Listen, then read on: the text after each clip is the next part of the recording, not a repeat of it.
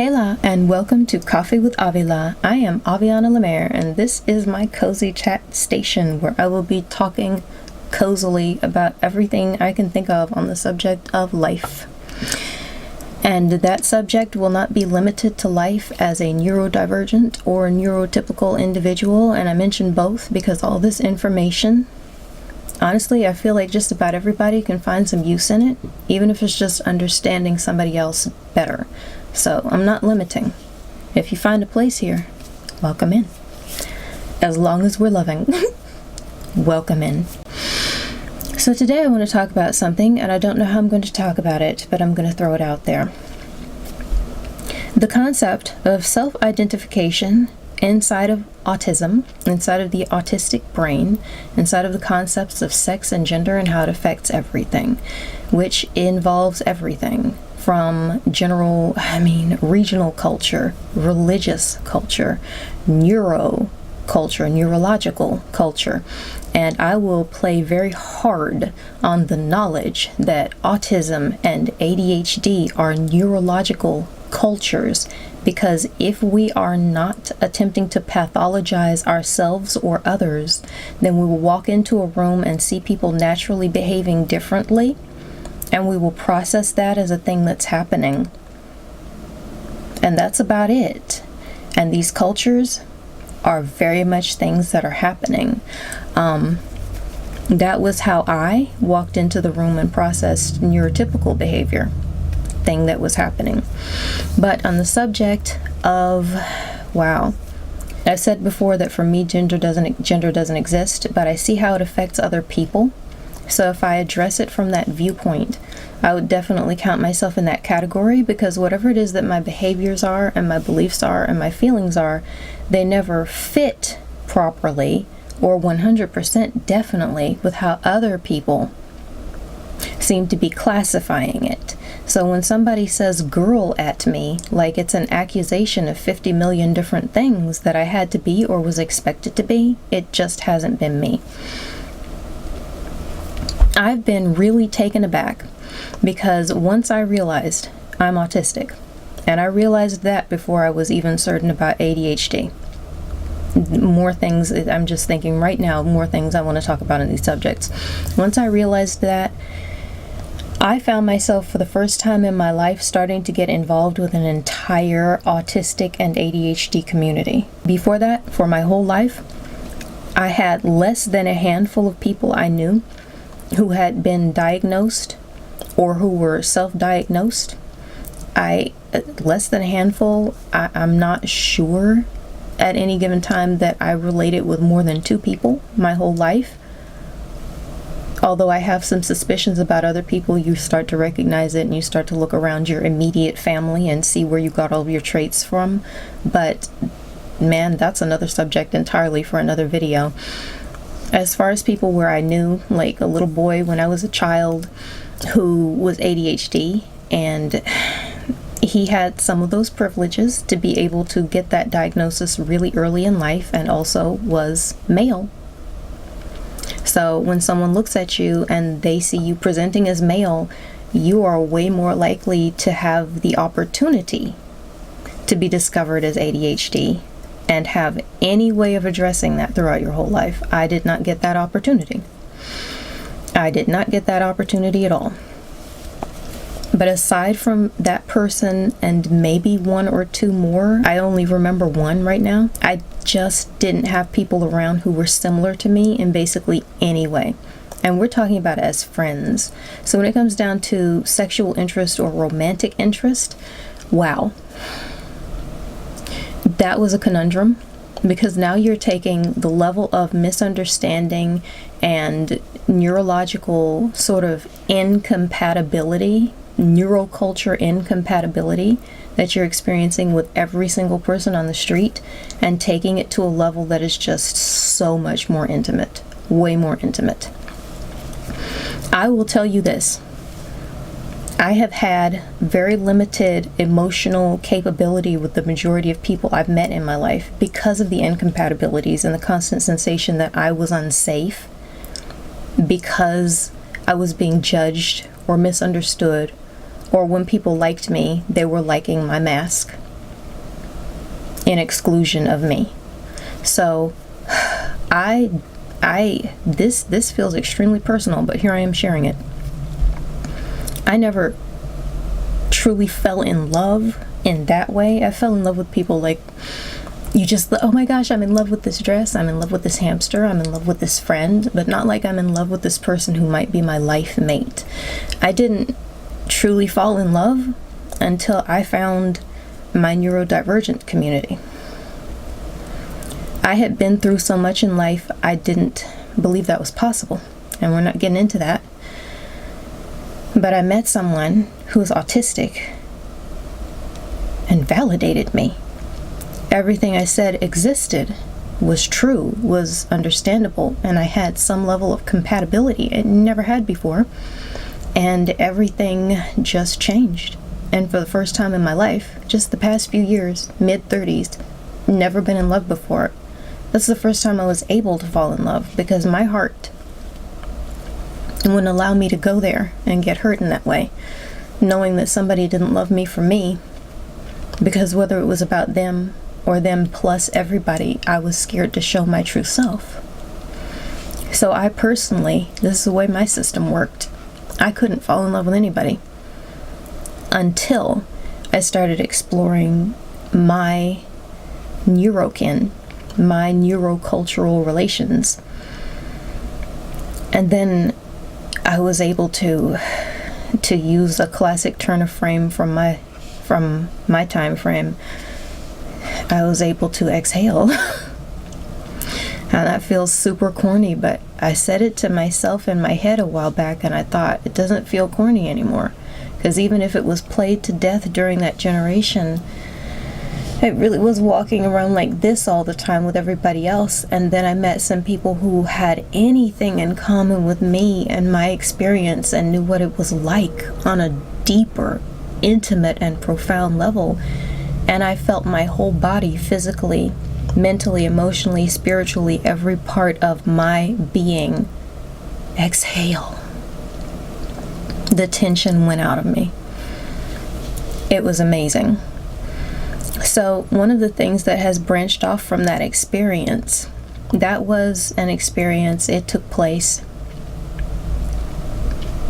Everything is beautiful, but it's not going on anymore, and I have moved on.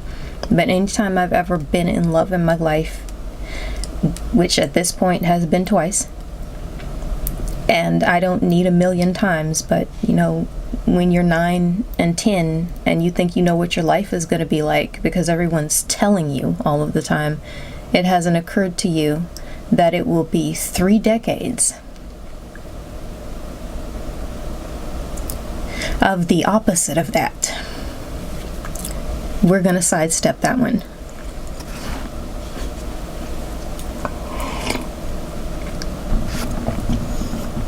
What happens when I got into it, I might say you a lot because it's a default and it's part of my masking and interactional thing. I learned how to speak to people, and people say you to address everybody, including themselves and everyone else, depersonalize it so everyone's more comfortable with the thing. It's one of those things I'm learning, I'm still doing as a part of masking behavior, but I haven't weeded it out, and I can't weed out everything all at once.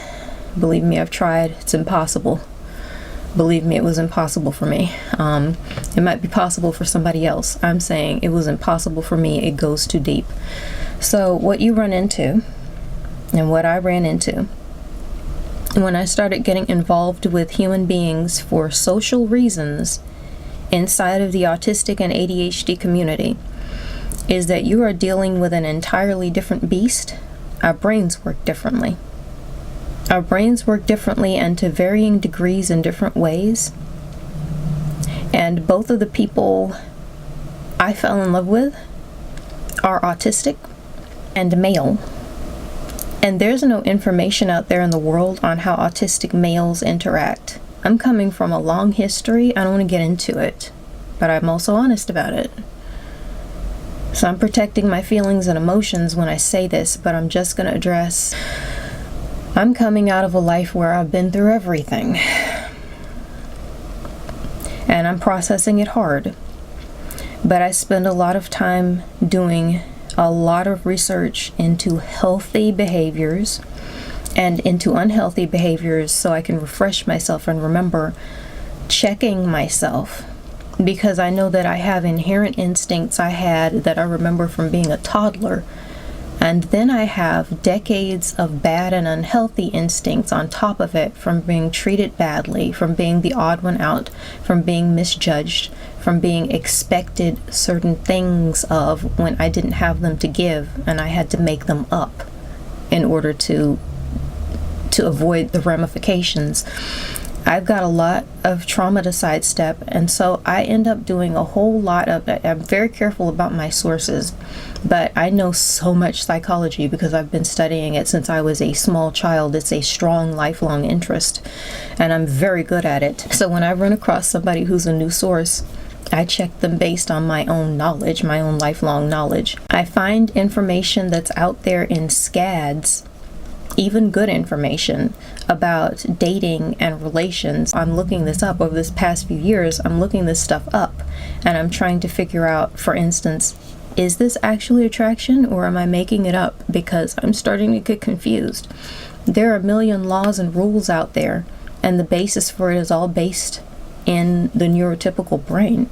They're telling you what's healthy and what means healthy neurotypical behavior, and then they're telling you what's unhealthy, which, by the way, is often autistic behavior, but they're basing that on unhealthy neurotypical behavior. Sometimes that behavior that's unhealthy for the NT is very healthy for the autist. Sometimes that's what we're doing only when we feel safe enough to be our healthy natural selves. So you end up with a weird level of crossed information where basically what I'm trying to say is that everyone's telling you how every guy is going to behave and what his every move means, with variances. The intelligent sources will definitely allow for variances. However, the variances don't stretch enough to encompass what I've experienced of the autistic male. And loving, friendly, validating, kind autistic males do not behave this way. And I don't behave the way they say women behave. I'm going to bring this up because I've run into it more often recently than I've run into it before in my life, and it's kind of driving me crazy. A really great example, because it's an extreme and extremely popular cliche, is that when you're in a relationship, as the female, I'm supposed to I have an experience, I'm feeling emotional, I'm supposed to want to talk about it, and talk about it, and talk about it, which I do. But I want to vent, right? The conventional wisdom says that I, as the female, want to tell my male partner about my issue and I want to vent, but I don't want him to offer me a solution.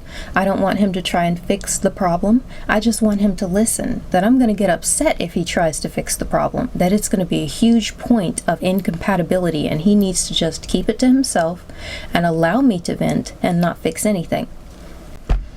This drives me crazy.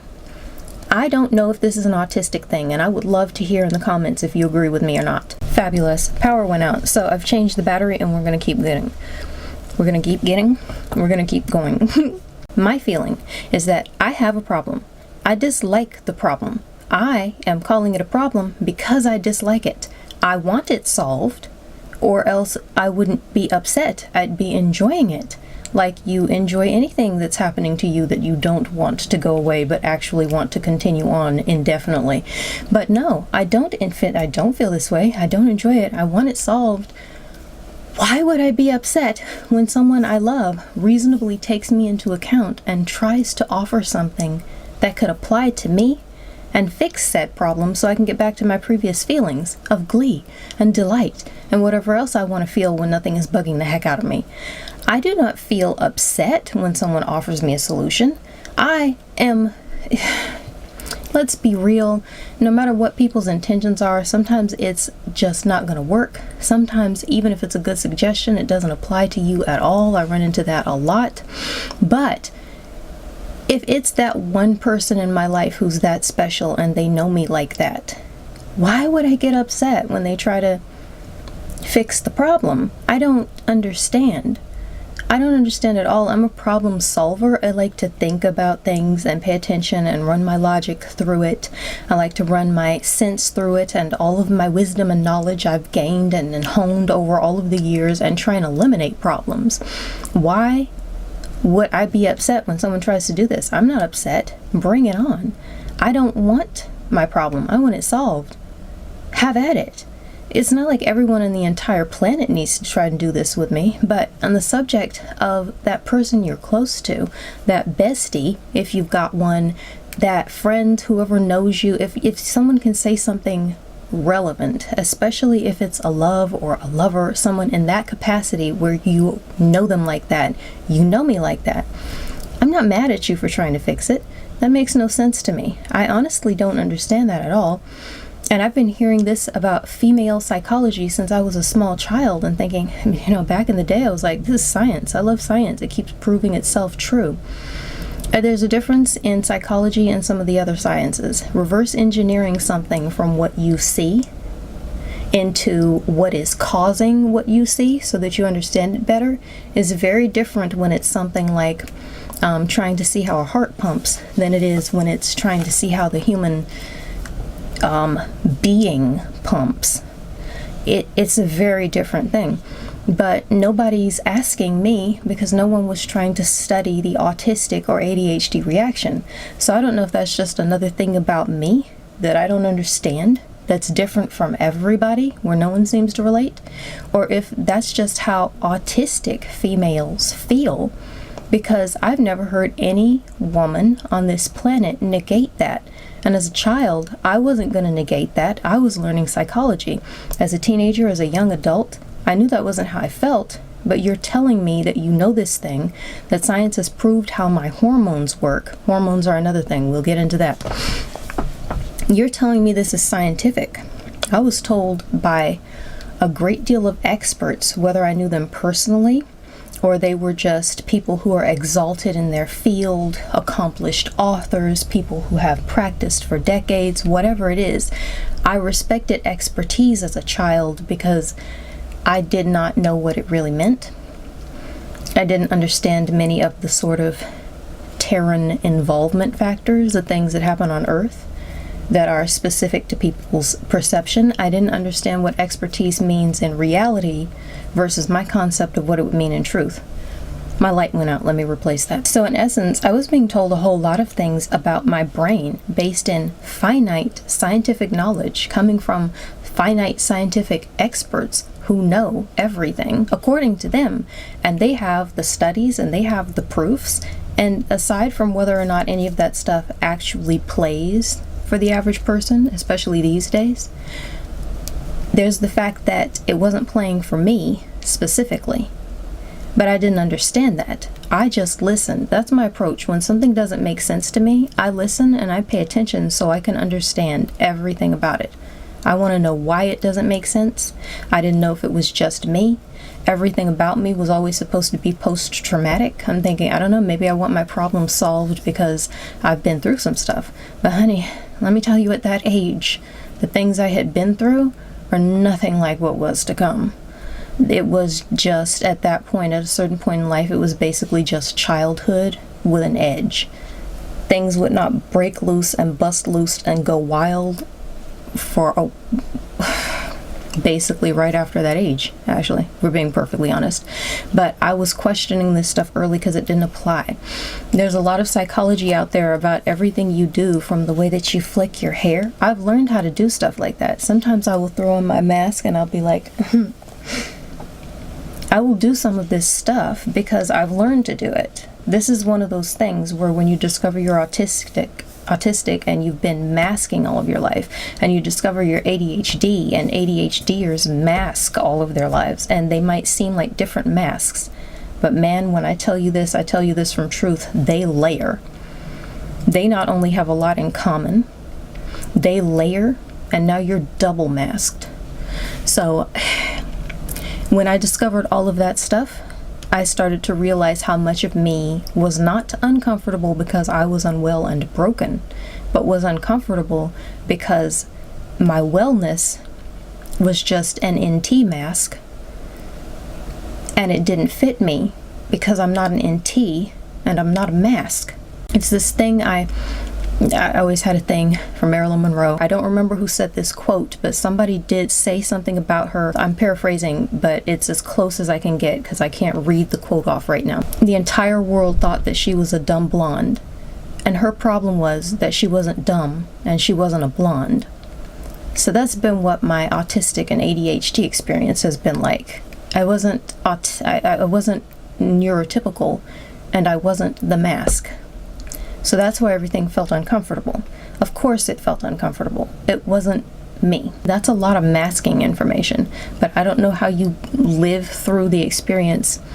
How do I address the experience of being these things without constantly talking about the mask? Because it's been a part of my everyday since I was very young and started realizing that the real me wasn't enough, or it was too much, or whatever the issue was today. So all of my videos might end up being masking videos to some degree. I guess I just need to accept that, because my whole life the mask was required of me, and so that's what I've worn, and that's what overcoats or undercoats everything. To where, like I said, when I'm having an experience and I'm throwing some kind of flirtatious factor or whatever it is that I'm doing, a lot of this stuff doesn't come from stoic me, who was asked, as a child, are you happy with your birthday gift? And I would say I was happy with my birthday gift. And they say, are you sure? Your face doesn't look like it, or you don't look like it. I don't want to get into it because this is not a masking video. And so I'm just going to say right now, I'm starting to realize how it's going to be a part of absolutely every video, whether I like it or not, because I learned so early on as a child that I needed to be something in order to be treated in any acceptable way. And so I did what was necessary to manipulate loving or acceptable behavior out of everybody when they weren't able to manipulate it out of themselves. So when it comes down to being romantically interested in someone, basically, I don't know how to do that without a mask. So one of the ways that I check myself is by recognizing when I'm feeling uncomfortable and there's a specific sensation of discomfort that comes with masking for me. I recognize when I'm feeling uncomfortable. I analyze what just took place, okay? Because it could be any number of things. If I find out it's because I didn't know what to do as me, because I was never allowed to be me and receive love in return in certain ways, so I don't know how to be me now in these situations. I am a mate for life kind of person. So if I'm interested in somebody and I'm truly interested, I would like to explore them to see if we've got that level of compatibility. For me, that level of compatibility means we're going to share everything and know everything about each other, bonding on a level I don't even know how to explain. And after a life of wanting bonding on any level and finding it always was dependent on me being fake, I require and desire, and in sort of a spiritual, what, my camera just did something funny and I don't know what happened, so I had to check and make sure I was still recording. That freaked me out and I forgot my line of thought. On a deep level that involves every aspect of my being, I even more so require and demand, not like I'm making a list of demands of the person, but out there, sort of like manifestation. I demand of my experience that my mate is going to have that. They're not going to reach out and stretch to meet me. They're not going to pretend to be compatible. We are compatible. This is a decision that I have made. I've long since made it. We are compatible. We know each other like that. That's what I'm looking for. This means I have to unveil myself, which means addressing multiple decades of building a mask so deeply into my own system that it's now, figuratively speaking, a part of my face. So there is self-introspection going on in a way I've never experienced before.